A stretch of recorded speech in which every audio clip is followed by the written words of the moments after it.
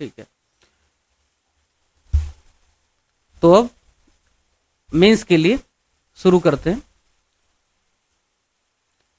ये आर्टिकल एक आया और एन इंक्लूसिव बिगिनिंग, और सदन जो फरासत हैं इन्होंने बहस भी किया था सुप्रीम कोर्ट में इस 6A जो सेक्शन है उसके फेवर में कि उसको कॉन्स्टिट्यूशनल ही रखा जाए। तो इसके कुछ कुछ इंपॉर्टेंट पॉइंट बता देते हैं, बाकी जो क्वेश्चंस हमने फ्रेम किए अलग अलग आर्टिकल पे उसको डिस्कस करेंगे। अधिकतर लोग एडिटोरियल डिस्कस करते हैं पर क्वेश्चन नहीं डिस्कस करते, इसकी वजह से उसका एप्लीकेशन रह जाता है, हमें चीज़ें रिटेन नहीं कर पाते हैं हम लोग। तो इसके इंपॉर्टेंट जो बातें वो कहते हैं कि भाई पहली चीज तो ये कि जो पहला तर्क दिया गया सुप्रीम कोर्ट में सेक्शन 6A को खारिज करने के लिए कि भाई 6A को हटा दो, और उसके पीछे जो तर्क था वो ये था कि असम के जो लोग हैं उनकी जो कल्चरल आइडेंटिटी है आर्टिकल 29 के अंडर जो उस कॉन्स्टिट्यूशन में वो खतरे में आ जाएगी। कल्चरल आइडेंटिटी का मतलब क्या कि मान लो सिंपल, अगर मैं सीधी सपाट बात करूं तो वहां पे किसी एक पर्टिकुलर धर्म के लोग मान लो रहते हैं या किसी एक पर्टिकुलर एथनिसिटी के लोग रहते हैं, और बांग्लादेश से या पूर्वी पाकिस्तान उस समय के एस्टवाइल वहां से अगर नए लोग आ गए किसी पर्टिकुलर दूसरे धर्म के या दूसरे एथनिसिटी के, तो इससे इनका जो धार्मिक ताना बाना था, ढांचा था, या इनकी जो पहले से ऑनगोइंग एथनिसिटी थी वो डाइल्यूट हो जाएगी, प्रभावित होगी, और फिर आने वाले लोगों का भी प्रभुत्व बढ़ेगा। सुप्रीम कोर्ट ने इस पर क्या कहा है ना, सिर्फ ये जो कहानी बताई वो पढ़ देने से काम नहीं चलेगा, एक्चुअली जो हुआ बता रहा हूँ। सुप्रीम कोर्ट ने कहा, और स्पेशली जो 4 जजेस थे, जस्टिस मिश्रा, जस्टिस चंद्रचूड़, इन लोगों ने, सूर्यकांत, इन लोगों ने कहा कि भाई भारत एक multi religious multi ethnic country है, नंबर 1। नंबर 2, भारत में जो कल्चर है ना और भारत में जो सोसाइटी है वो वाइब्रेंट सोसाइटी, होमोजेनस सोसाइटी नहीं। इसके लिए अगर आप ये बात कर रहे हैं कि पहले से रह रहे लोग ये समझेंगे कि उनका अधिकार और उनका जो दबदबा है वो खत्म हो जाएगा, तो ये एक लोकतंत्र के लिए, डेमोक्रेसी के लिए, वाइब्रेंट डेमोक्रेसी के लिए ठीक नहीं है, नंबर 1। नंबर 2, राज्य सरकार की ये जिम्मेदारी है कि जो रिसोर्सेस अवेलेबल हैं उन पर कोई एक ग्रुप, कोई एक वर्ग सिर्फ कब्जा ना कर ले, वो ध्यान रखना राज्य की जिम्मेदारी है। लेकिन इस आधार पे आप डाइवर्सिटी को खारिज नहीं कर सकते। और जो आर्टिकल 29 है वो एब्सोल्यूट नहीं है, एब्सोल्यूट किसी कम्युनिटी का अधिकार नहीं है। ये हो गया तर्क। दूसरा तर्क जो वहां पे चला वो ये चला कि भाई जो एडल्ट सफरेज है आर्टिकल 326 के तहत, एडल्ट सफरेज में क्या होता है, first past the post system Bharat में। तो अगर दूसरे धर्म और एथनिसिटी के लोग आएंगे तो पहले से जो लोग रह रहे हैं वो अपने चुनाव के आधार पर किसी भी अपने प्रतिनिधि को चुन नहीं पाएंगे, क्योंकि अब दूसरे भी विचार के, दूसरे भी आइडियोलॉजी के लोग आने लगे हैं, चुनाव में वोट डालने लगे हैं। सुप्रीम कोर्ट ने इसको भी खारिज कर दिया कि 326 जो है एडल्ट सफरेज जो है वो ये आधार नहीं बनाता है कि सिर्फ एक ही जात, एक ही धर्म, एक ही समुदाय के लोग किसी पर्टिकुलर जगह रहें और अपने ही जाति और धर्म के लिए वो अपने प्रतिनिधियों का चुनाव कर सके। ठीक है ना, यहाँ पे ये आर्गुमेंट दिया हुआ है। कहता है कि article 326 does not allow any section of the population to maintain an electoral majority by excluding other। दूसरों को हटा करके सिर्फ आप अपनी मेजोरिटी बनाएंगे, ये कोई अच्छी बात नहीं है। ये बात अलग है कि अभी 3-4 दिन पहले हमारे उपराष्ट्रपति जगदीप धनखड़ ने एक मीटिंग में कहा कि भारत में कुछ कंस्टिट्यूएंसी ऐसी हैं जहां चुनाव करवाना बेकार है वहां पे डेमोक्रेसी बची ही नहीं, चुनाव करवाने की जरूरत नहीं, क्योंकि वहां पहले से ही पता होता है कौन जीतेगा। मान लो किसी पर्टिकुलर धर्म की या किसी पर्टिकुलर उसकी पॉपुलेशन एथनिसिटी की पहुंच गई है 40%, तो फिर आप किसी को भी चुनाव लड़वा लीजिए, ये वही लोग जीतेंगे जो इस पर्टिकुलर 40% में बिलोंग करते हैं। ये लोकतंत्र के लिए और वाइब्रेंट डेमोक्रेसी के लिए बहुत खतरनाक है, ऐसा जगदीप धनखड़ ने बोला है 3-4 दिन पहले एक कार्यक्रम में। ठीक है, फिर अगला जो तर्क था वो तर्क था कि सिटीजनशिप जो है,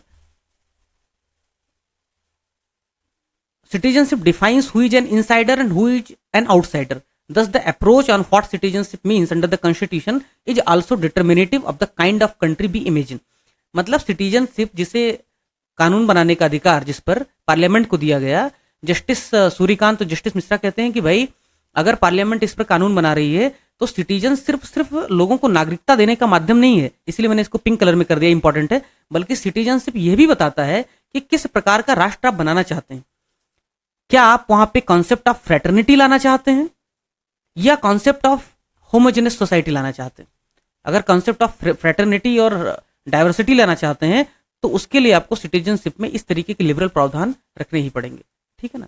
ये सब कभी GS2 पेपर में या सोसाइटी में कहीं पे भी आर्गुमेंट देना रहे तो कम से कम ये सब आप लिख सकते हैं, या कभी आपको निबंध ही लिखना रहे तो भी इंपॉर्टेंट है। ये 2-3 इंपॉर्टेंट तर्क थे जो मैंने आपको बता दिए। बाकी इस पे मेंस का क्वेश्चन बहुत ज्यादा फ्रेम होने की संभावना नहीं है, इसके लिए मैंने मेंस का क्वेश्चन नहीं फ्रेम किया। अगला जो इंपॉर्टेंट आर्टिकल है उस पर मेंस का क्वेश्चन मैंने फ्रेम किया है जानबूझ करके, वो है यूनिवर्सल बेसिक इनकम, और this is very very very much important. क्यों? क्योंकि मित्रों, जो राइटर हैं यहाँ पे लंदन स्कूल ऑफ इकोनॉमिक्स के प्रोफेसर हैं, वो कहते हैं कि भारत में आज डेवलपमेंट तो हो रहा है, ग्रोथ तो हो रहा है, लेकिन लोगों के पास जॉब नहीं, और इस प्रक्रिया को कहते हैं जॉबलेस ग्रोथ। जॉबलेस ग्रोथ से निपटने के लिए एक सबसे शानदार कारगर उपाय है, वो है UBI, यूनिवर्सल बेसिक इनकम।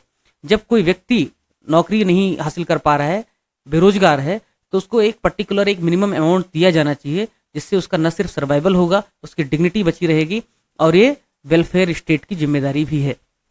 अब वो आगे तर्क देते हैं कि ये जो UBI है वो किसको दिया जाना चाहिए।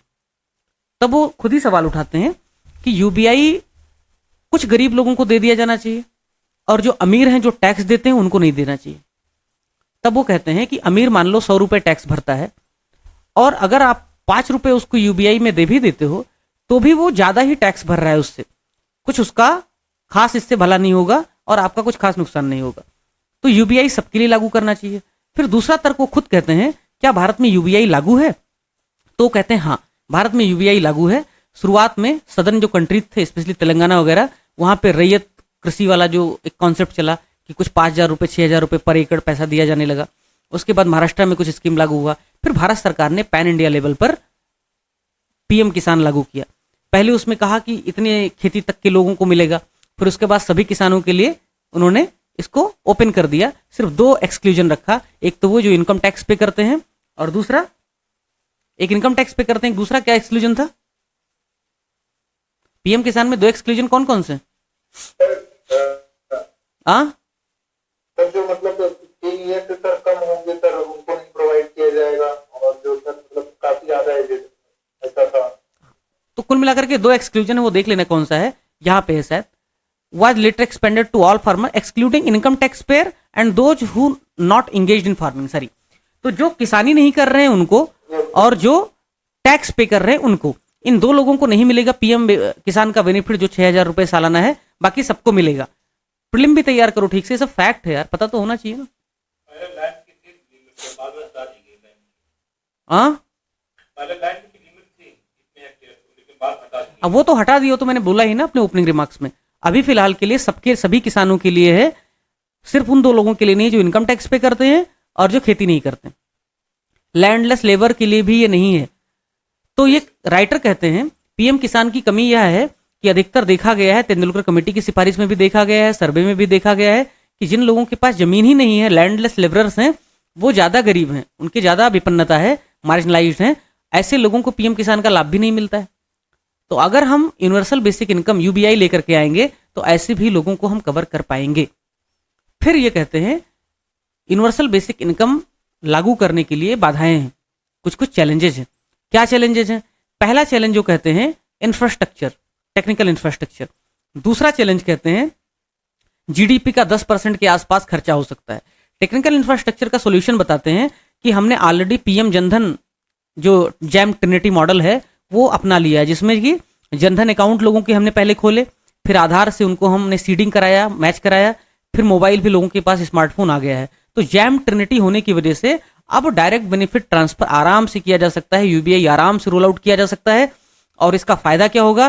पहला तो बिचौलिए खत्म हो जाएंगे, जो आप कहीं राशन देते हो, कभी किसी को पैसा देते हो, कभी वेरिफिकेशन करते हो, टेंशन खत्म हो जाएगी। दूसरा, सीधा अकाउंट में, बैंक अकाउंट में लोग जो चाहे उससे कर सकते हैं अपनी जरूरत के हिसाब से। और ये कहते हैं कि जैम ट्रिनिटी के आने से इंफ्रास्ट्रक्चर का प्रॉब्लम खत्म हो गया। अब बात बचती है पैसे की।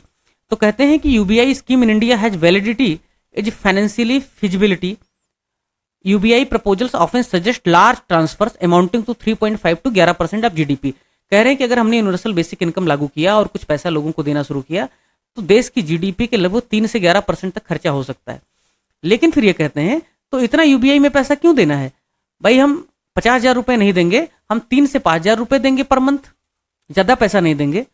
तो कम पैसे अगर हम देंगे, 1,000 रुपए मान लो दे दिया, तो उससे क्या होगा, हम सबको कवर कर पाएंगे और हर महीने कुछ ना कुछ लोगों को इनकम मिलती रहेगी। और ऐसा करने से वो कहते हैं कि इकोनॉमिस्ट थे कार्तिक मुरलीधरन, और कार्तिक मुरलीधरन का असेसमेंट है, यूबीआई के सपोर्ट में इसको लिख देना, कार्तिक मुरलीधरन का एक एग्जाम्पल, कि भारत में अगर लोगों को 500 रुपए के आसपास पर मंथ दिया जाए, सभी लोगों को, मतलब 150 करोड़ लोग हैं जितने हैं उन सबको दिया जाए, तो 1% ऑफ जीडीपी खाली खर्चा होगा। सिर्फ 1% जीडीपी खर्चा करके हम ये यूबीआई हम लोगों को प्रोवाइड कर सकते हैं। ये सोल्यूशन वो बताते हैं, ठीक है। और वो कहते हैं कि भाई तेंदुलकर समिति जो कह रही है कि 1,500 रुपए पर मंथ जो पाने वाला रूरल व्यक्ति का जो एरिया है वो गरीब नहीं है, और शहरों में रहने वाला जो आदमी 1,600 रुपए कमा रहा है वो गरीब नहीं है। तो उस हिसाब से देखा जाए तो 500 रुपए देना किसी को एक अच्छा खासा उनके लिए रिलीफ ला सकते हैं। बात अलग है कि इस पॉइंट से मेरा थोड़ा सा कॉन्टेस्ट है, मैं सहमत नहीं हूं। अब इस आर्टिकल के आधार पर मैंने क्वेश्चन फ्रेम किया है। आपकी प्रीलिम की जानकारी के लिए बता दूं कि ये देखो कुछ कार्यक्रम चल रहे हैं, जैसे कालिया या Krushak assistance for livelihood and income augmentation program, ये उड़ीसा का है। कालिया कहाँ का है, उड़ीसा का है। आप ये मेंस में कोट कर देना कि जैसे उड़ीसा का कालिया। पीएम किसान तो आपको पता ही है। अब मैंने मेंस के लिए क्वेश्चन जो फ्रेम किया वो है, भारत में बढ़ती आय, असमानता तथा जॉबलेस ग्रोथ को देखते हुए अनकंडीशनल यूबीआई समय की जरूरत है। Given the rising income inequality and jobless growth in India, unconditional UBI is the need of the hour. Comment critically. तो बताओ भैया कैसे सॉल्व करोगे इसको, बोलो।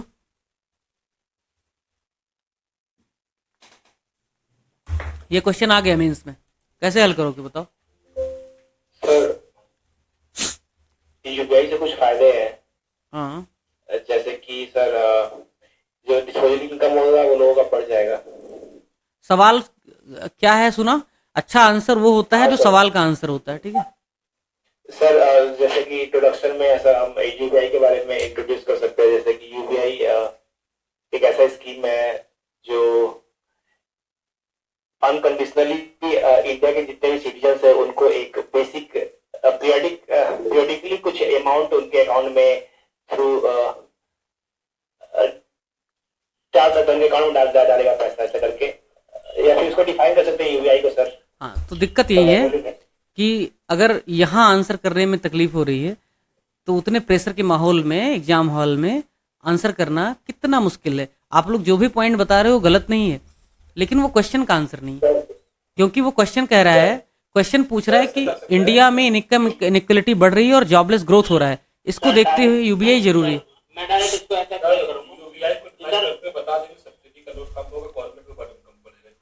क्रिटिकली एनालाइज करना, ध्यान रखना।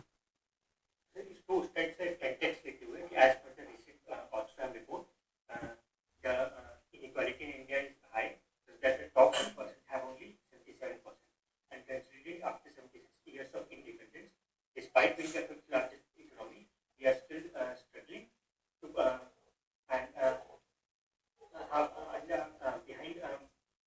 Bangladesh in terms of per capita income. हाँ ठीक है, ठीक है। तो इंट्रोडक्शन हो गया, 2 लाइन से ज्यादा के लिखने की जरूरत नहीं कि भाई आजादी के इतने सालों बाद भी आज भी पर कैपिटा इनकम इतना है। भारत के टॉप 1% लोगों के पास 20% के आसपास उनके पास वेल्थ है, इसलिए यूबीआई आज समय की जरूरत है। या दूसरा मॉडल हो सकता है कि भारत में जो जीडीपी ग्रोथ रेट है वो 7 से 8% पर एनम है, लेकिन जो जॉब ग्रोथ है या जो इनकम का ग्रोथ है वो उस लिहाज से बढ़ नहीं पा रहा है, इसलिए भी यूबीआई समय की जरूरत है। या तीसरा मॉडल हो सकता है कि पीरियाडिक लेबर फोर्स पार्टिसिपेशन और अनएम्प्लॉयमेंट रेट, स्पेशली सीएमआईई वाला जो डेटा है कि भारत में रिकॉर्ड हाईएस्ट लेवल पे अनएम्प्लॉयमेंट है, सीएमआईई के हिसाब से 9% से ज्यादा अनएम्प्लॉयमेंट है, उस लिहाज से भी यूबीआई आज समय की जरूरत है। ये इंट्रोडक्शन हो गया। फिर यूबीआई के फेवर में 4-5 पॉइंट। पहला पॉइंट, इनइक्वालिटी कम करेगा, उसका डेटा आपको बता दिया। दूसरा, जेंडर गैप कम करेगा, क्योंकि महिलाओं को भी उतना ही पैसा मिलेगा, पुरुषों को भी मिलेगा। तो पुरुष दारू पी लेंगे लेकिन महिलाएं उसको अपने विकास पर, घर के विकास पर खर्च करेंगे। तीसरा, ये प्रक्रिया बहुत सरल है, मतलब एरिया जो रीजनल गैप है उसको भी कम करेगा। इससे डिमांड भी बढ़ेगी, इससे कंजम्पशन भी बढ़ेगा, इकोनॉमी का साइकिल भी घूमेगा। ये सब आप फेवर में लिख सकते हैं। अगेंस्ट में अगर लिखना है, क्रिटिकली चूंकि कमेंट करना है, तो आप लिख सकते हैं कि भाई जीडीपी का लगभग 5 से 11%, 3 से 11% खर्चा हो सकता है, और फिर बाकी जो डेवलपमेंट, कैपिटल एक्सपेंडिचर और इंफ्रास्ट्रक्चर और इकोनॉमी के डेवलपमेंट के लिए जो पैसे हैं वो बचेंगे नहीं। नंबर 2, और कहीं ना कहीं लोगों को ये आलसी भी बना सकती है सर। अनप्रो मैंने देखा है काम अभी खत्म कर देते हैं। वो डिबेट का विषय है कि आलसी बना देगी या नहीं। 500 रुपए, 1000 रुपए दे करके तुम किसी को आलसी बना दोगे, 50,000 दोगे तो शायद आलसी बन जाए। हाँ 500 रुपए में वो सिर्फ उसको कमेंट हो सकता है कि सर गवर्नमेंट अगर किसी यूज के लिए पैसा दे रही है तो वो एक्चुअल में उस काम के लिए वो पैसा यूज ही ना करे, किसी और काम के लिए यूज करे। जैसे आपने बताया कि वो दारू पी ले, ऐसा कुछ करे। हाँ सर, नकदी दवाओं के बात खराब है। जब सर पीडीएस नहीं हो पाए पैसा देने के बाद भी अपनी जरूरतों को नहीं पूरा कर सकते। जैसे DBT की बहुत बड़ी टारगेट पीडीएस ले आए, अब पैसा देंगे तो टेक्निकल इंफ्रास्ट्रक्चर का तो लगना नहीं। हाँ, तो पीडीएस में कूपन दिया जा सकता है, लेकिन यूबीआई में अनकंडीशनल है वो।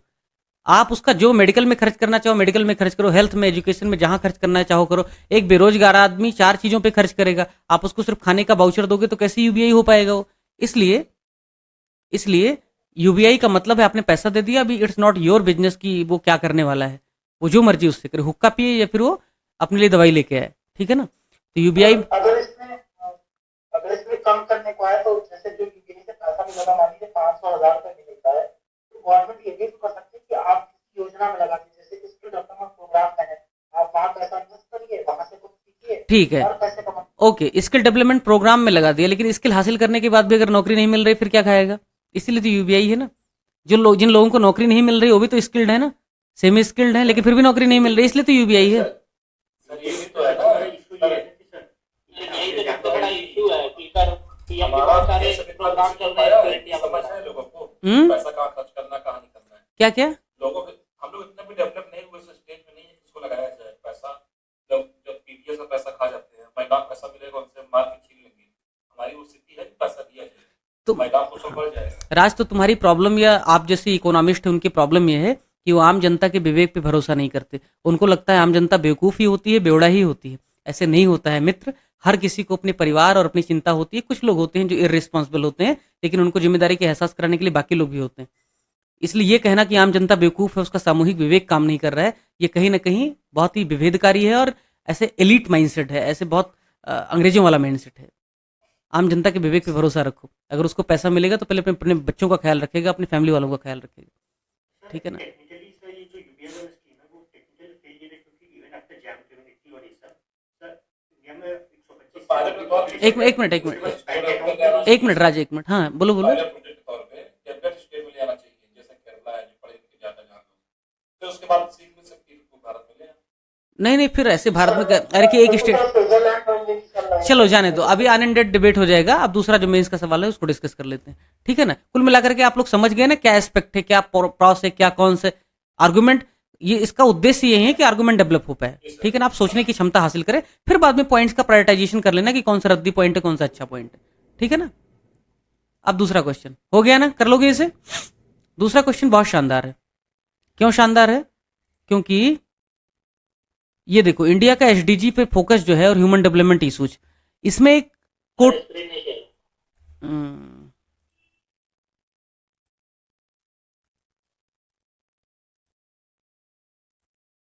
फिर बोला इशू है सर, क्या इशू है बताओ नेटवर्क सर इशू है। तुम्हें। हाँ सर, हमारा तो लगा आपका कि मेरा पता नहीं, अभी आप तो स्क्रीन आ गई सर। नहीं, हमारा नेटवर्क का इशू नहीं है भाई, हमारा सब अच्छा है। थोड़ा बहुत इसको इशू मान लोगे तो जीवन में बड़े इशू आएंगे। नहीं सर, कोई दिक्कत नहीं, आपकी आवाज सुनने भाई पर्याप्त है, करने के लिए। नहीं तो तनाव मत लो, चलता रहता है, सो मस्ट गो ऑन, है ना। Yes, sir, बिल्कुल। अच्छा अंकिता कह रहे हो एक बार कॉन्स बता दो। तो नुकसान क्या होगा यूबीआई लागू करने का? पहला नुकसान होगा कि एक्सचेकर को बहुत बड़ा बोझ पड़ेगा, यानी कि 5% से 11% की जीडीपी तो बहुत ज्यादा हो जाएगी, वही तो बताया अंकिता मैंने पहले। दूसरा ये होगा, यूबीआई देने से it's not necessary that it will be use for productive things, या it will be use for the essential commodity. जो तुमने आरोप लगाया, दारू नहीं पिएगा तो हो सकता है कि वो जो एक्स्ट्रा वैगेंट हो जाए या लग्जरियस आइटम पे खर्च कर दे। थर्ड ये है कि सोसाइटी सोशल जस्टिस के लिए और इकोनॉमी के लिए हम प्रायोरिटाइजेशन नहीं कर पाएंगे। सरकार पहले प्लान करती है कि इतना पैसा हमें खर्च करना है तो इस सेक्टर पे खर्च करना है, और वो सेक्टर डिमांड के आधार पे होती है कि अभी हमारी डिमांड क्या है कि मैन्युफैक्चरिंग को बढ़ाया जाए, अब हमारी डिमांड है कि कैपिटल इंफ्रास्ट्रक्चर क्रिएट किया जाए। तो इस तरीके की चीज़ों को हम प्रायोरिटाइज कर रहे हैं। वैसी स्थिति फिर वो जनता के अपने हिसाब से चीज़ें चलने लगेंगी साइकिल में।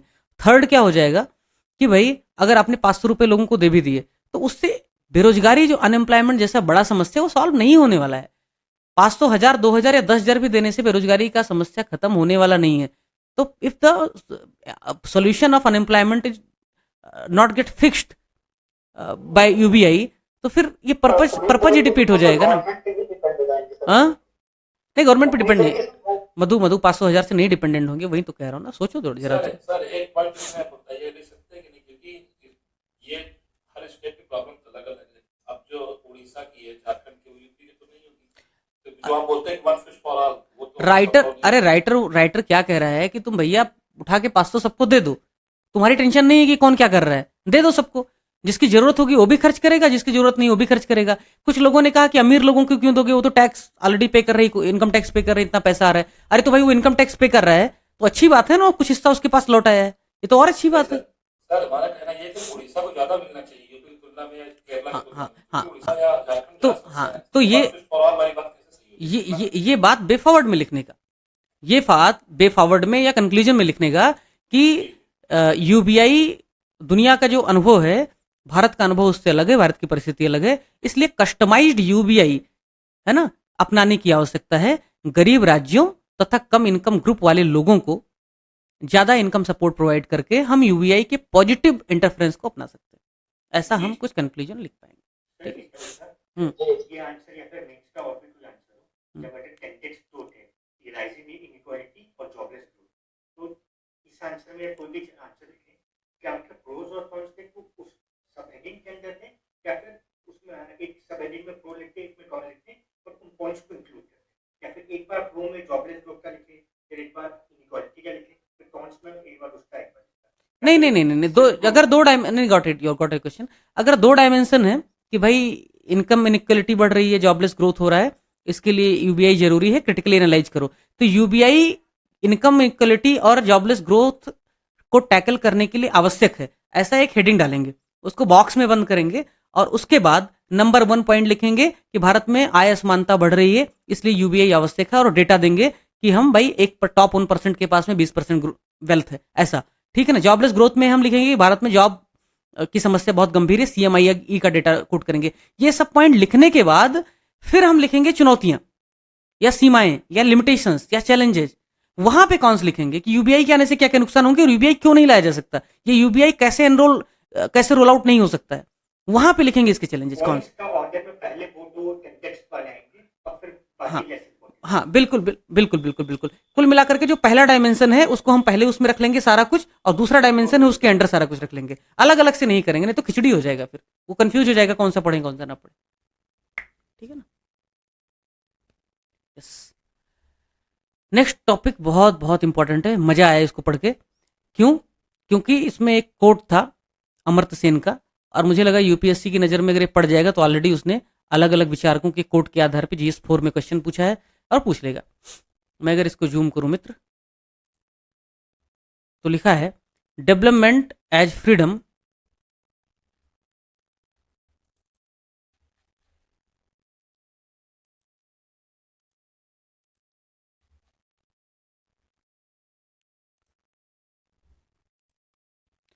लिखा है कि development as freedom, development is a process of expanding the real freedom that people enjoy. मतलब सिंपल हिंदी में कहूं कि जो विकास है यह लोगों के रियल फ्रीडम यानी वास्तविक स्वतंत्रता को प्राप्त कराने में सहायक है या प्राप्त कराने में प्रक्रियात्मक रूप से मदद करता है। अगर मैं इसको GS4 में क्वेश्चन पूछता तो मैं बहुत सपाट इसको हिंदी तर्जुमा कर देता। क्या कर देता कि मानव विकास ही, पहले मैंने यही टॉपिक दिया था क्वेश्चन के लिए, फिर मुझे लगा अमर्त्य सेन के नाम पे लिख रहा हूं तो जो अमर्त्य सेन ने बोला है वही लिखना चाहिए, अपने मन से नहीं। फिर भी अगर मैं इसको लिखता अमर्त्य सेन का नाम हटा के, तो मानव विकास ही असली स्वतंत्रता है या सच्चे अर्थों में स्वतंत्रता है, असली स्वतंत्रता है, ऐसा मैं, मानव विकास ही असली स्वतंत्रता, ऐसा करके मैं टॉपिक दे देता आपको GS4 में। ये डेटा देते हैं मित्रों, कहते हैं कि भाई अब 2030 नजदीक आ रहा है और भारत ने सितंबर 2023 में, और ये सवाल प्रीलिम में देखो बनेगा कि भारत में G20 का सम्मेलन कब किया गया। और मित्र ध्यान रखो, मैं कह रहा हूँ ऐसे कुछ भी बकवास नहीं कर रहा, ये सवाल बनेगा 9-10 तारीख 2023, 9-10 सितंबर 2023 G20 सम्मेलन हुआ। ठीक है, क्योंकि जब तक कि सम्मेलन हुआ था आपका पेपर शायद फॉर्म हो गया था। G20 पे सवाल नहीं आया था लास्ट ईयर ना, कि आया था सम्मेलन के ऊपर, सम्मेलन के ऊपर नहीं आया होगा, उसके पहले के टॉपिक पे आया होगा, है ना। तो ये सवाल बनने की संभावना है। सर आया था सिंबल के बारे में पूछा। सिंबल तो उसके पहले ही, सिंबल तो साल भर से चल रहा था ना, इस पे सवाल नहीं आया होगा। जब सम्मेलन हुआ तो उसके पहले ही पेपर बन गया होगा। तो एक तो ये पूछ सकता है। दूसरा, इन्होंने कहा कि भाई भारत में जो ह्यूमन डेवलपमेंट इंडेक्स है उसके जो 3 पैमाने हैं, और 3 पैमाने कौन से हैं जिन पे यूपीपीसीएस ने ऑलरेडी सवाल पूछा है, वो क्या है? लॉन्ग और हेल्दी लाइफ एक्सपेक्टेंसी के द्वारा जिसको मेजर किया जाता है। अगली बार अगर ऑप्शन में आ जाए कि लॉन्ग और healthy life human development index का ये क्राइटेरिया है, तो गलत मत समझ लेना, ये सही है, एब्सोल्युटली राइट है।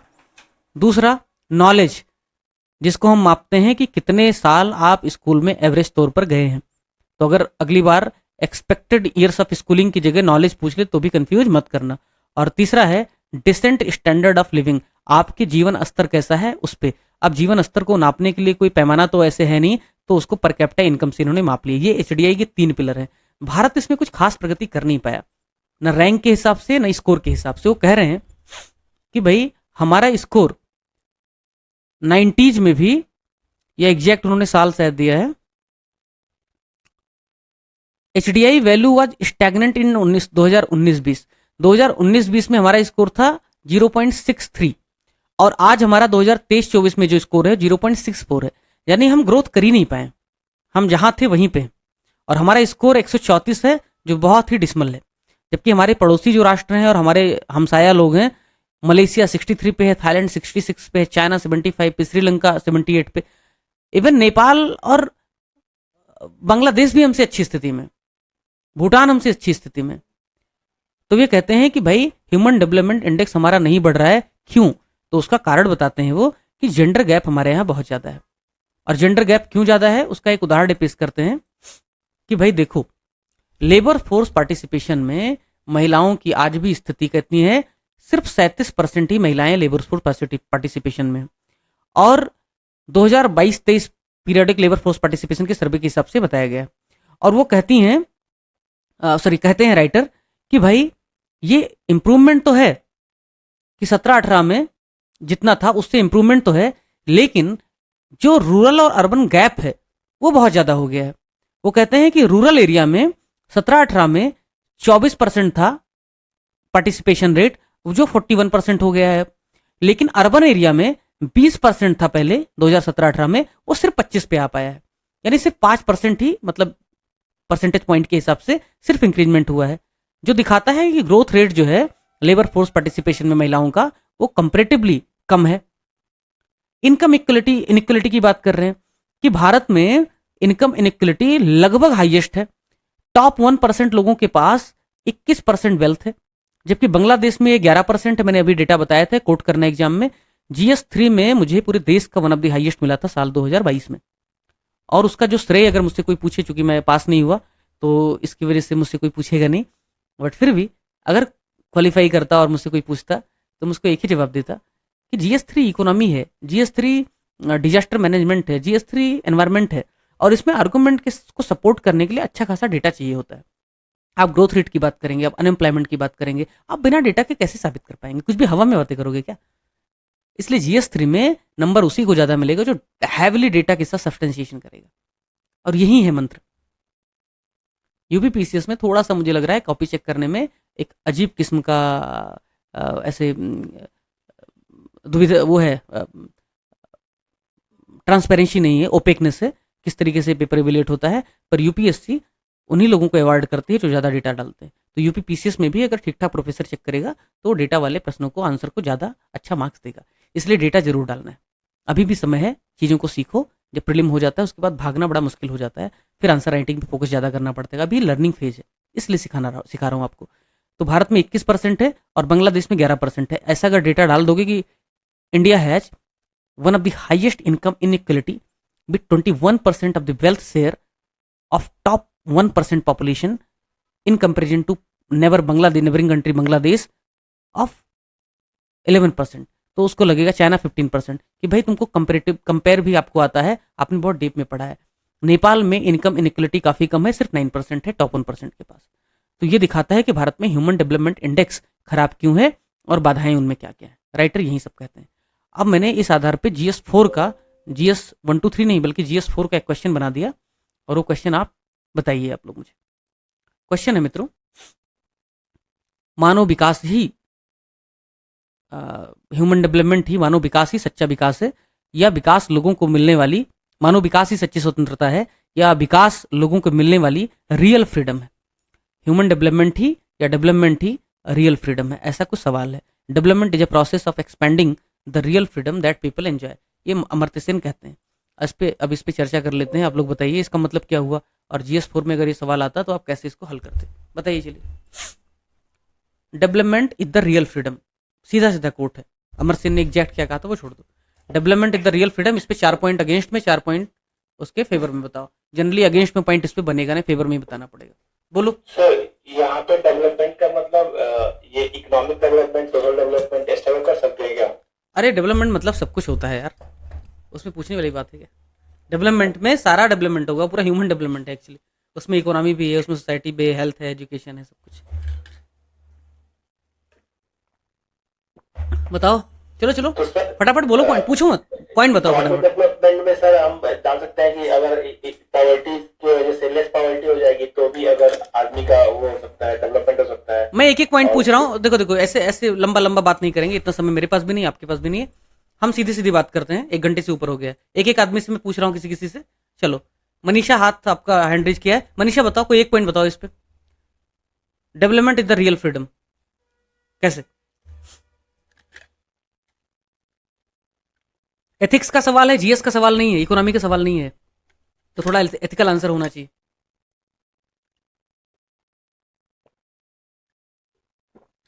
नहीं सुनाई दे रहा है शायद आपको, कोई नहीं। चलो स्नेहा तुम बताओ,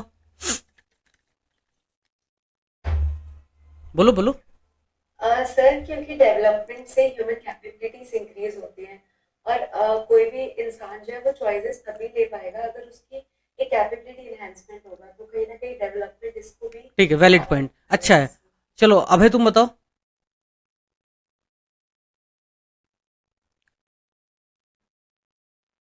यस, अनुज यादव बोलो भाई। How the development is real freedom?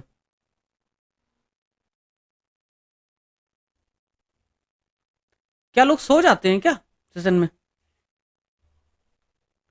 Yes, आरती कौशिक, आरू, आलू लिख लेना था उसमें, इससे अच्छा था। आरती कौशिक, आ रही आवाज?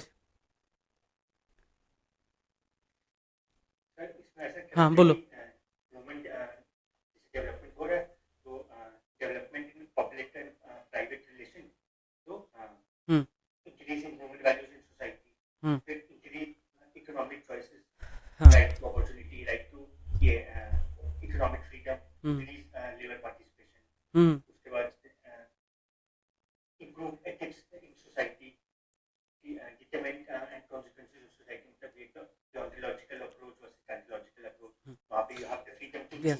हाँ, तो देखो, ये एक चीज मैं बता दूं, ये एथिक्स है। एथिक्स में आंसर GS का आंसर नहीं होता, उससे डिफरेंट होता है। GS की चीजों को यूज करते हैं, डेटा को यूज करते हैं, आर्गुमेंट यूज करते हैं, बट एथिक्स का आंसर एथिक्स का आंसर होता है। दुर्भाग्य ये है, आप जैसे लोग, सिंसियर लोग भी एक दो को छोड़ दिया जाए तो एथिक्स के आंसर में भी GS का आंसर लिख रहे हैं।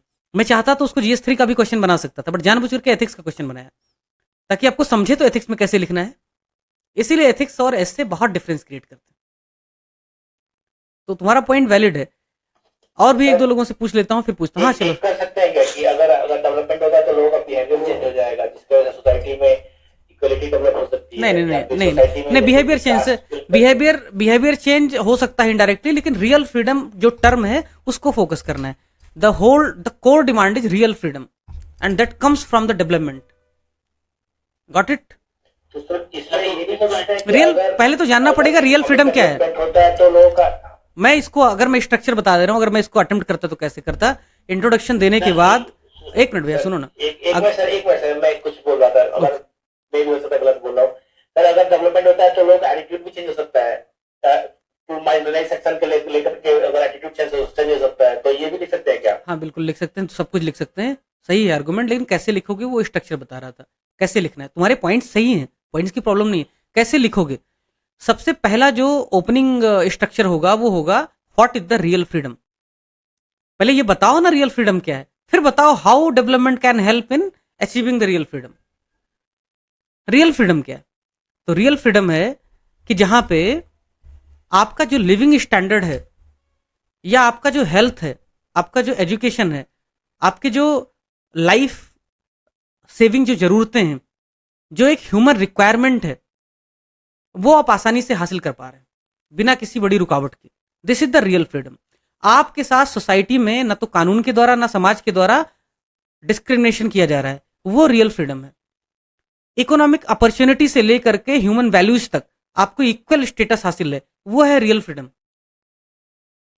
अब how development can help in achieving the real freedom, तो इकोनॉमिक एस्पेक्ट में लिखोगे पहला कि भाई पर कैपिटा इनकम ज्यादा होगा, इनकम इनइक्वलिटी कम होगी, तो हम अपनी चॉइस से रिसर्च कर पाएंगे, अपनी चॉइस से एजुकेशन हासिल कर पाएंगे, अपनी चॉइस से हम ट्रेवल कर पाएंगे, मोबिलिटी हासिल कर पाएंगे, ह्यूमन डेवलपमेंट कर पाएंगे, और हमारा जो ओवरऑल इमेंसिपेशन है यानी कि मुक्ति है वो हासिल हो सकेगी। नंबर 2, आज हमें चुनाव करना पड़ता है, एंटरटेनमेंट के लिए जाएं या बच्चे की दवा लाएं। अगर हमारे पास पैसा रहेगा तो हम बच्चे की दवा भी लेके आएंगे और एंटरटेनमेंट के लिए भी जा पाएंगे, है ना। तो वो दोनों जो चॉइसेस हैं, दोनों जो डिजायर्स हैं, वो फुलफिल हो पाएंगे। आज हमारे सामने सवाल होता है कि हम सरकारी एग्जाम की 5 साल तक तैयारी करें या हमारे मन में कोई स्टार्टअप करने की इच्छा हो रही वो करें। अगर हमारे पास इतना पैसा होगा कि हम भूखे नहीं मरेंगे, डेवलपमेंट है, तो हम स्टार्टअप पे, रिसर्च पे और अपने जो क्रिटिकल जो हमारा थिंकिंग है उसको, आइडियाज को लेकर के काम कर पाएंगे। यानी हमारी जो इनबिल्ट जो ह्यूमन क्यूरियोसिटी है, जो ह्यूमन इंस्टिंक्ट है, ह्यूमन जो पर्पज है, उसको हम फॉलो कर पाएंगे, अपने पैशन को फॉलो कर पाएंगे, बजाय इसके कि एक्सटर्नल जो कंपल्सन है उसके सहारे अपनी जिंदगी जिए। गरीबी एक एक्सटर्नल कंपल्शन है, गरीबी एक बाहरी दबाव है हम पर, जो हमारी बाकी इच्छाओं को दमित कर देता है, रोक देता है। अगर तुम नौकरी की तैयारी इसलिए थोड़ी कर रहे हो कि तुम जीवन भर राज करोगे, इसलिए कर रहे हो कि तुम्हारे पास इकोनॉमिक फ्रीडम नहीं है, इसलिए कि तुम्हारे पास इकोनॉमिक सहूलियत नहीं हासिल है। तुम्हारे पास करोड़ रुपए, 2 करोड़ रुपए होते तो शायद तुम 50,000 की, 40,000 की सरकारी नौकरी के लिए नहीं जाते। 4 करोड़ होते, 5 करोड़ होते, तुम्हें लगता कि भाई इसका इंटरेस्ट से हमारा जीवन चलता रहेगा, तो हमें अगर कुछ अच्छा लिखते हैं, हम राइटर हो सकते हैं, तो हम उस पैशन को फॉलो करेंगे। तो वो जो हमारा पैशन है उसको फॉलो करने की हमें अनुमति देता है, उतना स्कोप देता है। तो क्या वो फ्रीडम नहीं है? बाहरी बाध्यताएं अगर हम पे नहीं तो वो फ्रीडम नहीं है। एथिक्स का आंसर कैसे आप बना सकते हैं इसको, वो मैं समझा रहा हूँ। बाकी मैं हो सकता गलत कह रहा हूँ, तब जैसे आपके पास क्या है, कह सकते हैं कि जो व्यक्ति पर बाहरी प्रतिबंध लगते हैं उसका अभाव ही समझता है। हाँ, तो वही तो बात कर रहा हूँ ना। देखा जाए तो सर कहीं ना कहीं आप अपनी जवाबदेहिता अपने अकाउंट, बिल्कुल बिल्कुल। एक विमन, एक और एग्जांपल दे रहा हूँ। एक विमन, चूंकि जेंडर गैप की भी बात हो रही, एक विमन 18 साल की उम्र में, 20 साल की उम्र में शादी क्यों हो जाती है उसकी? अभी नोबेल पुरस्कार जो मिला लास्ट ईयर 2023 में, इसी बात के लिए मिला कि महिलाओं की जैसे शादी होती है उनका जो करियर है वो खत्म हो जाता है, मोस्ट ऑफ द विमेन का। तो वो अगर महिलाओं की शादी 18-20 साल की उम्र में ना हो, उनके पास अपॉर्चुनिटी हो पढ़ाई करने की, करियर डेवलप करने की, तो शायद जीवन में वो ज्यादा डेवलप कर पाएंगी। किसी कारपोरेट की सीईओ बन सकती है, कहीं और जा सकती है।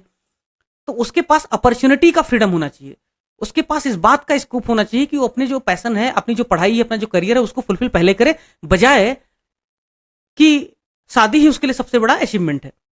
तो अगर शादी का दबाव ना हो तो उसका करियर अच्छा हो जाएगा। नोबेल प्राइज भी मिल चुका है इस पर, उसको भी आप कोट कर सकते हो। तो कैसे रियल फ्रीडम आदमी एंजॉय कर सकता है, औरत एंजॉय कर सकती है? अगर उसके पास डेवलपमेंट हासिल हो, उसके पास पैसा हो, उसके पास अपॉर्चुनिटी हो, उसके पास स्कोप हो, उसके पास रिसोर्सेस हो। कोई ऐड करना चाहे इसमें तो कर सकता है, अदरवाइज इतना ही। सोशल डेवलपमेंट भी ऐड कर सकते हैं। करो भाई, करो। पॉइंट बताओ, point valid point along with the substantiation and example. This should be the modus operandi. Vague statement doesn't attract the attention. जैसे थोड़ा वेट क्वेश्चन था उतना था नहीं, तो इसमें भी आपने शायद मैं देखा पेस्टल वाले अप्रोच में एक करके उसमें फिर ये सही है।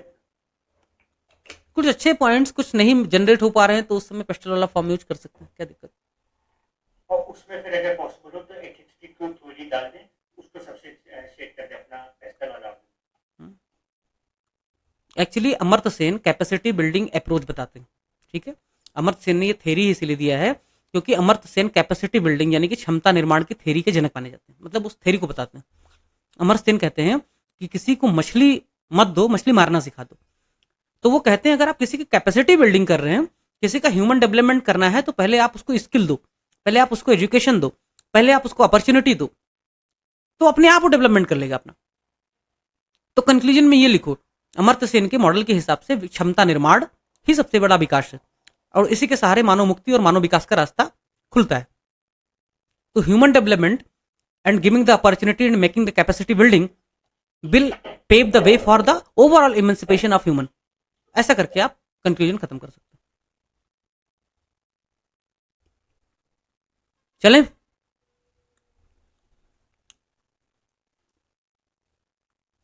तो पढ़ाई वढ़ाई हो रही है, प्रीलिम पढ़ रहे हो, मेंस पढ़ रहे हो? कितने लोग हैं जो मेंस भी पढ़ रहे हैं?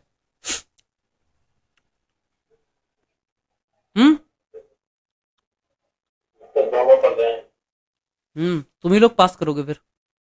दोनों थोड़ा थोड़ा। गुड गुड, बढ़िया। समय दे नहीं पा रहे, तो पढ़ रहे हैं। और क्या इंप्रूव कर सकते हैं सेशन में? अभी तो शुरुआत की है। Any improvement suggested?